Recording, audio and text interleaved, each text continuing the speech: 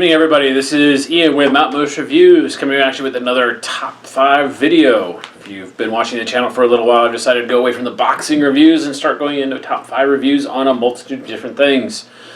This video is specifically geared towards my top 5 survival firearms. So if you've watched some of my other videos in the past, I've talked about top 5 handguns, I've talked about my top 5 this, that, or the other. Again, I don't know why people choose top 5, but it seems to be something that resonates, because if I said top 4, everybody would look at me weird. So I'm going to go to the top 5 survival firearms, things that I would recommend having for my personal situation. Once again, this is situation dependent upon you, your money, as well as your significant other saying yes or no to some of the expensive purchases you want to buy. And some of these I had to work on the wife for a very long time to get the authorization to use that fun piece of plastic to purchase. However, given the current light of the COVID-19 shortage and crisis of all ammunition and firearms across the United States, I figured this would be a good video to say, hey, instead of wasting your time and money going to the store and buying what you can, try and buy stuff that you're actually going to use or fits your need and purpose. So I'm going to go through my personal top 5, why I went over them, as well as why I think that they are a viable solution, both for a survival/hunting standpoint and, God forbid, a kind of a shit hits the fan into the world as we know it kind of scenario. With that being said, let's kick it off. So for the number 1, I've decided to go with the Ruger 1022 in .22 long rifle.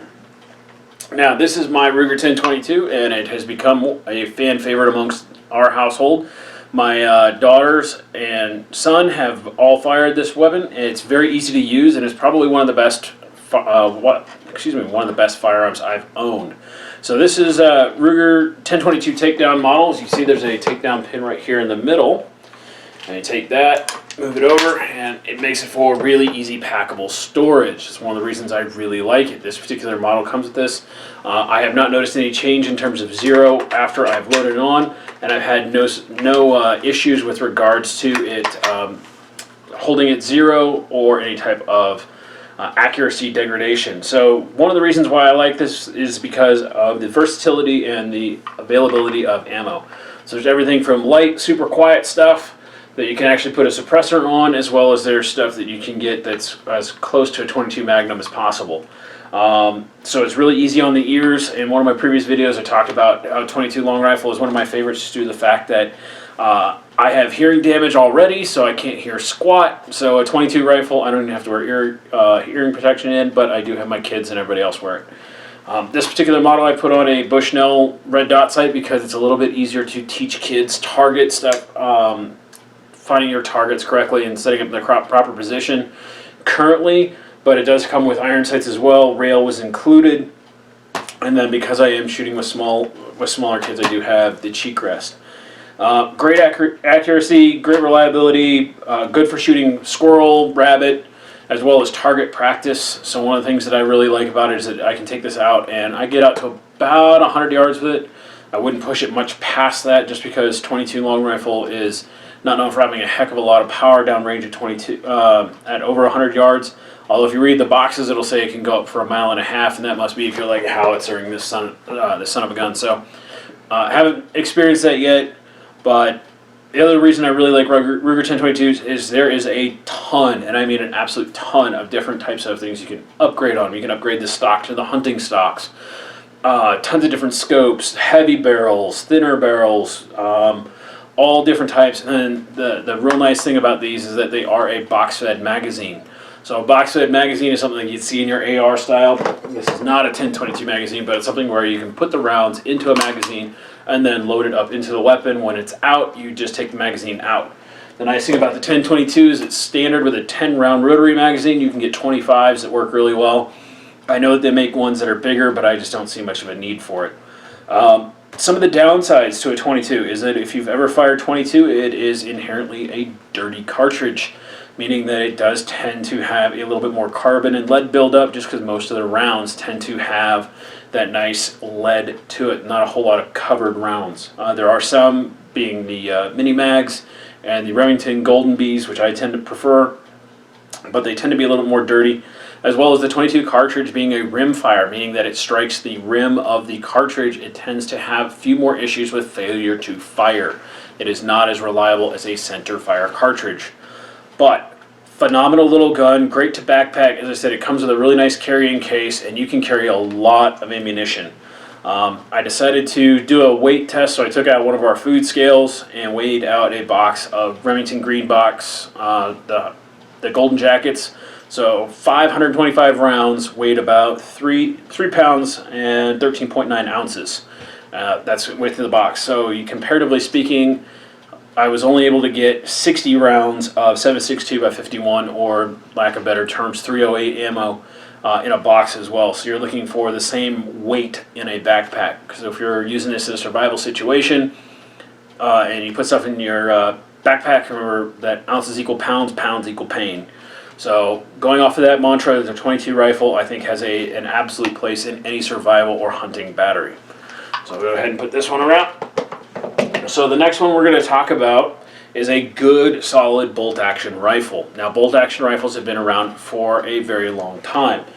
The ones that I typically recommend are going to be in the 30 caliber range. This one here is a .308 Winchester, but I have also have hunting rifles in 30-06 and 6.5 Creedmoor. I was asked by one of the subscribers to my channel which were my hunting rounds of choice, and so I have all three of those that I just mentioned, but I tend to prefer the .308 just because of its versatility. I can load really light rounds, I can load really heavy rounds. It has almost the same power as a 30-06, and so far it has not let me down. Very accurate at a very large distance. So some of the things I really like about the round. So the 30-06 has been around forever. It was originally come up with, I believe, in 1903, and then in 1906 it got its official patent, as it is known now. Was the standard military issue rifle for a very long time, and then in the 1950s they said we need a new rifle round, so they decided to come up with the .308 Winchester, which is supposed to replace it. Has about 90% of the power of a 30-06, but it shoots a little bit flatter. So again, ounces equal pounds, pounds equal pain. The military thinking was, let's get something that weighs a little bit less so they can carry more rounds. So far this has been great for hunting, good for medium. You can take large game with it. You can go up to elk. I wouldn't recommend it just because I think it's a little bit light, but each to their own. It's also good for your two-legged predators. A lot of the folks out in the war on terror in Afghanistan and Iraq originally were using .308 styled rifles for either their marksmanship shooting or some of the longer range shoots before they started upgrading to like 300 Win Mag through .308 Lapua, some of the bigger, more expensive rounds.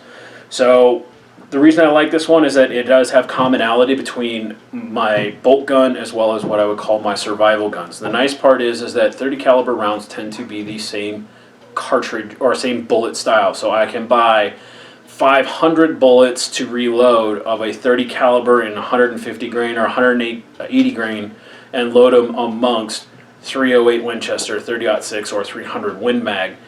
So you can have that commonality, so it enables you to actually buy stuff at a cheaper price. The difference that you're going to have with some of these ones, Vice, that I personally enjoy is that it's easy to reload. This one is particularly loud because it's got the integrated muzzle brake on the end, but it reduces the recoil. Some people who are a little bit more recoil sensitive might want to look into a 6.5 Creedmoor. I am not a 6.5 Creedmoor fanboy. Yes, I am.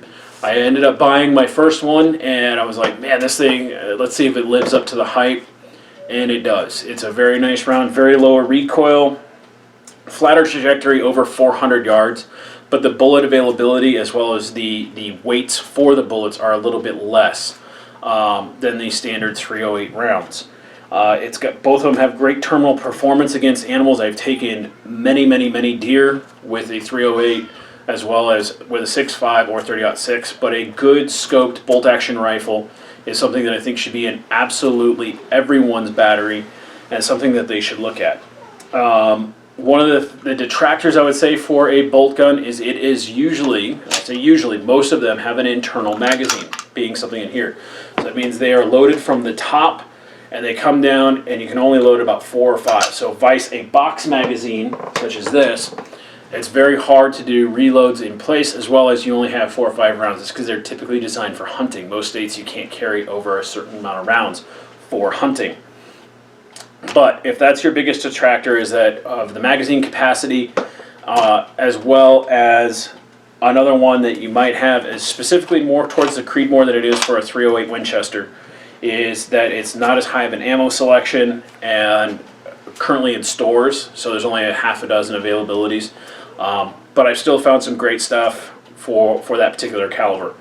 So once again, bolt action rifle, your caliber of choice. Mine happens to be a 30 caliber, but something I'd recommend. So as we move on, the third one on my personal list is some type of a battle rifle. Now, there's a lot of consternation out there. What is a battle rifle and why do you need one? Why should civilians own such dangerous weapons? Well, all the guns I've shown you so far have found their origins in some type of weapon of war. The bolt-action rifle was particularly used back in the day, and that was a battle rifle of the period. Same thing with muzzle loaders back in the day. So really, it's just semantics, in my personal opinion. But what you'll find is that most people will determine a battle rifle will be a semi-automatic firearm that is capable of shooting a 30 caliber bullet or higher, and is easier for manipulation or use in a defensive type situation. The reason why they say 30 caliber is because a lot of folks have a lot of differing opinions on whether or not the standard AR, which shoots a 223 or 5.56, depending on which one yours is chambered for, as the standard, is insufficient for taking down larger game, larger targets. Most states particularly do not let you use a 223 caliber weapon for hunting deer, but yet that is the weapon or the ammunition of choice for the United States military currently. So the plus side of it is it's plentiful. The downside of it is it has been determined by a lot of the state wildlife folks as not having sufficient and enough strength to actually take down white-tailed deer ethically. That being said, I understand there's going to be a whole lot of like, well, what about my favorite gun? It's not about your list, it's about my list. But if it works for you, go with it. I'm just putting up why I have it here. So, the ones that we can talk about now that you see most commonly referred to as battle rifles are the ones that are either AR pattern rifles, which stands for armalite rifle, not automatic rifle, so in case you don't know that. So AR pattern rifles, you've got your M1As, which is your civilian version of the Springfield M14s, your FALs, and your AKs.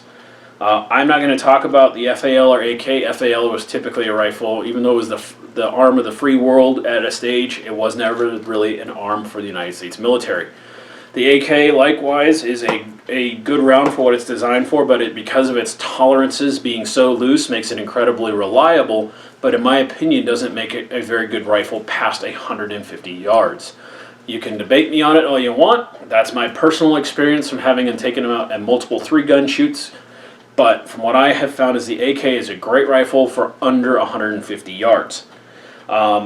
So that leaves us with the rifles that are either AR pattern or the M1A pattern. Now, the grandfather of the M1A is one of my favorites, and that is the M1 Garand. Now, the M1 Garand was originally designed right around World War II. It comes with an 8-round clip, and yes, it's a clip, not a magazine. This is a clip. This is a magazine. That's why gun nuts get upset when you start talking about different things. Oh, look, I need a 30-round clip. It's not a clip, it's a magazine. We're not trying to be jerks, it's just that words mean things. So, this is considered a battle rifle, although this is also considered an older battle rifle. The reason why I have this one and not some of my other ones that may take magazines like this, this is an AR-10 magazine, is because of the fact that they are not legal in my current location. Therefore, I am not going to break the law just because of the fact I don't want to go to jail for a very long time and not be allowed to own these. So I'm going to talk about AR style rifles, but we're talking about battle rifles in general. The AR style rifle, in my particular reason, tends to be the best choice for a battle rifle. That's because of it's plentiful across the United States, is legal across most of the United States. And I say most of, not the People's Republic of California, the communist states of New York. Hawaii's not very friendly with them either. Definitely not in Massachusetts or anywhere else around there. But AR-style rifles are everywhere. They're easily upgraded and they're easy to fix and maintain. So one of the issues that you run into with guns like this is that they are harder to maintain, and they typically require a lot more knowledge on how to operate them. An AR rifle, in my opinion, is a lot easier to use and manipulate than a heavy gun like this. I want to say this thing weighs 9 pounds unloaded. So it's a heavy gun to carry. So, but it's a battle rifle, it's what I have on hand, and therefore one of my biggest things is having things on hand. The nice thing about AR rifles is they come in a variety of calibers. The typical ones you see are 223 5.56 and 308 Winchester, or 7.62 by 51 if you go off the military designation. There's a ton of other different ones. There's 7mm 08, there's 6.5 Creedmoor, there's 458 SOCOM, which one of the commenters or one of my subscribers brought up was his hunting choice for deer. Awesome rounds. I'm just talking about the ones that are most plentiful and available to me or to most people across the United States. The nice part is that the majority of these rifles, minus the 223 variants, can be used for hunting, so they have a legitimate hunting purpose. Insert the comment now from some PETA folks or some folks who are against guns going, oh, well, you don't need 30 rounds to kill a deer. If you do, you suck at hunting. You're not using 30 rounds. That's illegal. Most people don't know this, but they don't want to take the time to understand it. Most folks use either a 10-round magazine or a 5-round magazine in order to go hunting with them. They're just as effective as an M1 Garand that was made in 1942 in terms of bringing home game. So they're an effective tool, and that's exactly what I personally believe is the reason why we have them. The other fun parts about them is that they are very easy for, as I've said multiple times, they're very easy for lots of people to use. I have taken my young children out, my wife, and lots of novice shooters, and they're very easy to adapt to that shooter and to make it very effective at multitudes of different ranges. So, as I said, I chose the M1 Garand because that's what I've got available. I think it's an honorable mention. Wouldn't be my first choice for a battle rifle, but again, based off of my locality, it's not bad. Another honorable mention that I did not bring up is the SKS. I know one of my friends has a ton of SKSs, loves to do them. They are a better rifle, I think, in my opinion, than the AK-47, even though they shoot the same bullet because of a longer barrel. Longer barrel equals better life, better accuracy, as well as better velocity down the pipe. So this is my honorable mention that I own. It's 50 state legal, and I can hunt with it. There's only one side effect, is every gun has its hiccup. That particular one right there for the M1 Garands, if you do own one, just be careful on your ammunition selection. So unless you change out the gas port in it, you might run into issues where running really hot rounds or really heavy rounds will actually damage the operations rod or the op rod that's inside of there. You cause it to bend and break, which will ruin the semi-automatic capability. The other downside to the M1 Garand, and this is true of most semi-automatic rifles, is that unless you maintain all of your little clips for the Garand or you maintain your magazines, you have a really fancy single-shot rifle. That's the same thing with the M1 Garand. And these little things, when you end up firing them, 8 shots, it goes ping really loud, and if you can't find the sucker afterwards, you've lost it. So that's my number 3 choice, is a solid battle rifle. Again, do it for what you need. This is in my area because I have a large distance. 30-06 is a great round to use at distance, and it's one of the most prevalent calibers across the board. Gun number 4 on my list of survival guns that I think that every battery should have is the solid lever action firearm. So this is my Winchester 30-30. It is an older one. It's not one of the ones that is highly desired. It's not. I believe those ones are. I want to say 69 and older. It is. So it's one of the ones that was made in Japan, and so it's got a little bit of a loose tolerance. You can hear me jiggling with it. But this gun for me has been absolutely phenomenal for what I've needed it to do. It is a fantastic 50-state legal gun. All of these guns aren't. One of the things that ARs get pinged for a lot is they look scary. But if you carry this around, they're like, oh, he's just a guy who thinks he's a cowboy, or it's not that dangerous. For whatever reason, they think this isn't that dangerous. But lever action guns for me have been fantastic for shooting in the woods or brush. I've put a peep sight on it because it makes it a little bit more accurate, but one of the detractors for most lever guns is you're only going to get about 150 yards out of it on a good day to make an ethical shot on a deer. That being said, I've shot a hog on the run and hit him in the head with it, and I dropped him right where he stood. This gun points very well, so what I mean by points is whenever I shoulder the rifle, I seem to be it's quicker for me to get rifle into my shoulder pocket with my peep sight all the way down onto target to shoot a lot easier than any other gun. It's a very light gun, very easy to take with me on the trail. It can go up to black bear with this particular model because it's a 30-30. There's a ton of different other lever guns. If you do decide to go with a lever gun, I would highly recommend staying with calibers that are common across the United States or common in general. Back in the day, in the Wild West days, when these started to really take off, these were made in multiple different calibers. Some that were very, very oddball. Some of them you can't find now. Some of them were. I would recommend getting calibers that you know are still around. So look for your 30-30s.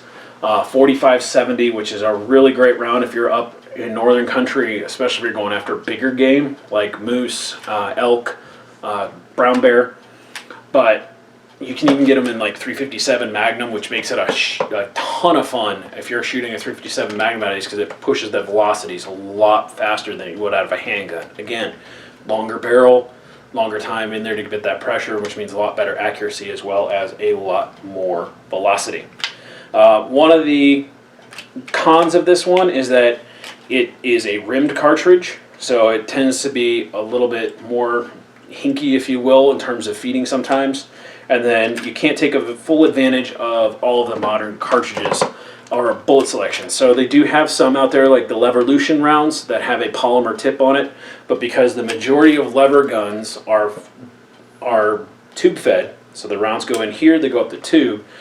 A lot of them don't have the pointed or bullets that the semi-automatic guns have, because if you have a pointed bullet like this hitting in a primer on the round in front of it, there is a chance that primer might get struck with enough force when one of the rounds goes off that it'll cause the rest of them to ignite down the tube. I personally have never seen it happen. I couldn't find anything at the filming of this video that showed that it happened to somebody else, but just so you're aware, that's why.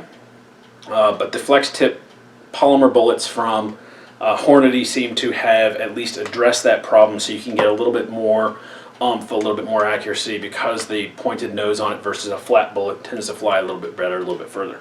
So that's my number 4 choice, which is a good solid lever gun.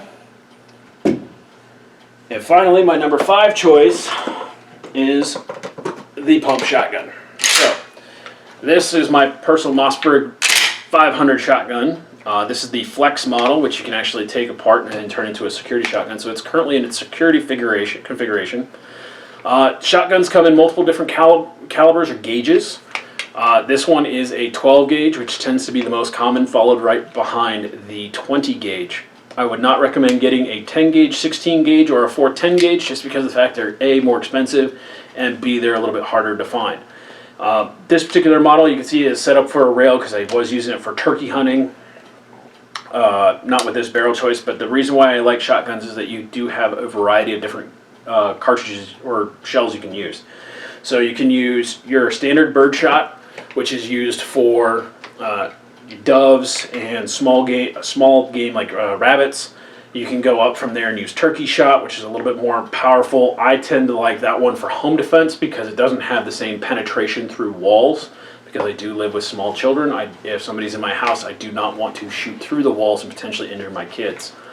You can go up from there and use duck and goose shot, which tends to be a little bit more powerful for longer range. And then you can also use slugs for deer. Now the nice thing too about these guns, especially things like the Mossberg 500s or the Remington 870s, is that these guns can change based off of what you're going after. So for this particular one, as I said, I've got it configured right now with the short barrel, but it's really easy to take the barrel off. Just slide down the slide a little bit, take the barrel out, and now I can take a new barrel, which is significantly larger in length. There we go. So now I have much greater range and accuracy for when I'm going up against turkey or duck, which you need to have a lot larger or a lot longer pattern. Now this particular gun has been with me for, oh goodness, probably want to say about 5 years now. It's taken a ton of ducks and turkey, and I'm having trouble getting the barrel swapped over. Of course, do it on camera, they said. It'll be easy, they said. But the nice part is that it creates, with one individual gun, I can now go after two-legged predators, or turkey, duck, and other types of predators. And then there's an additional barrel called a slug barrel you can do for deer that gets you a little bit further in range. So that goes over my top 5 survival firearms for my personal battery, my personal needs. I would be very interested to hear what you think about your personal needs and what your top 5 would be and why. Once again, if you liked the video, please hit the big like button, subscribe to my channel, leave comments. I'll try and get back to them as soon as I can. Other than that, have a wonderful afternoon and stay safe.